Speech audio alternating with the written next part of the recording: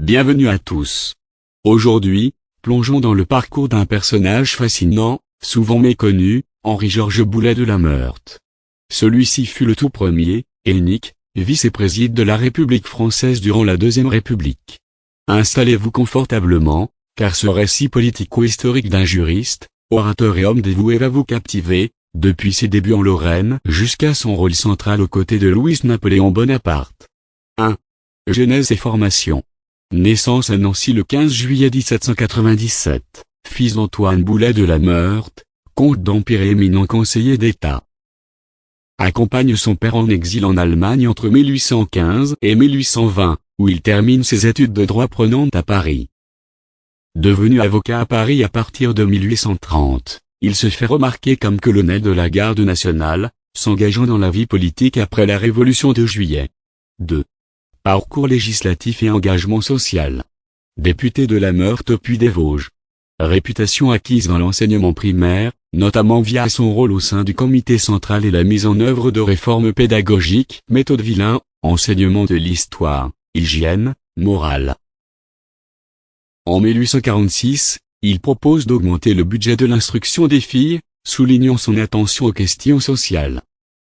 Défenseur des traditions républicaines, il soutient l'abrogation des lois contre la famille Bonaparte, dès 1843-47. 3. Vice-président de la Deuxième République. En avril 1848, élu à l'Assemblée constituante, il s'illustre en réprimant l'insurrection de juin à la tête de la Garde nationale au Panthéon.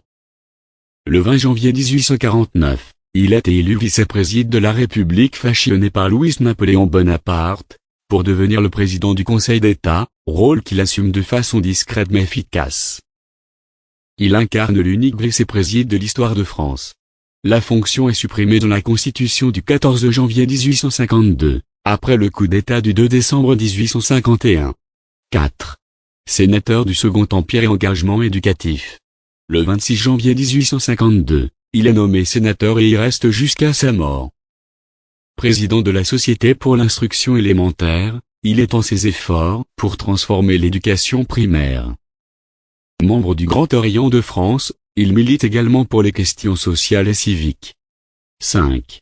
Mort et héritage. Décède à Paris le 24 novembre 1858, à l'âge de 61 ans. Son legs historique, une bibliothèque de plus de 7800 ouvrages consacrés à l'éducation et aux questions sociales, donnée à Nancy en 1862 est toujours consultable. On inaugure en 1962 un buste en son honneur à Chaumouzet, dans les Vosges. Plusieurs rues portent son nom à Nancy et Épinal, rappel de son engagement régional. Conclusion. Henri Boulet de la Meurthe, magistrat rigoureux, réformateur en éducation et homme d'État fidèle, a gravé son nom comme le seul vice-président de la République française. Au-delà de sa position historique, son action en faveur de l'instruction sociale et morale laisse un héritage durable en Lorraine et en France.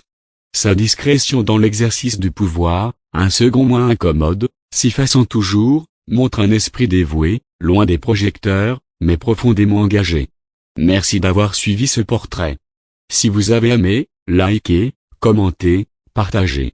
Et à très vite pour une nouvelle plongée dans l'histoire.